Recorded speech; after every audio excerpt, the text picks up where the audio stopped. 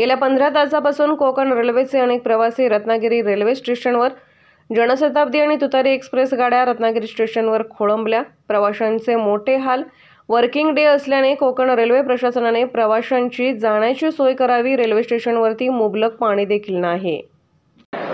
जवळ आता 13-14 तास होत आलेले आहेत। 6 वाजता इथे ट्रेन आलेली आहे आणि पाऊस पण होता रात्रभर आणि त्याच्यामुळे लोकांचे खूप खोळंबा झालेले आहे। आता जवळ सकाळी आता 7:30-8 वाजत आले, अजून लोक अपेक्षित आहेत की ट्रेन लवकर सुटेल म्हणून, पण अजून काय तसं कोण काय सांगत नाही, ठोस असं काय सांगत नाही आहे की बाबा आता या 8:30ला या 8:45ला गाडी ट्रेन सुटेल वगैरे, असं कोणीही अजून सांगत नाही।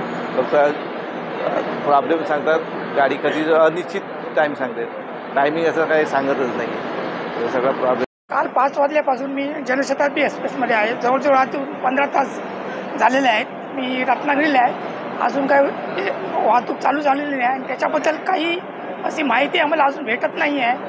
कामावर तर आजचा खाडा झालेला आहे, पण लवकरात लवकर प्रवाशांची सोय करण्यात यावी।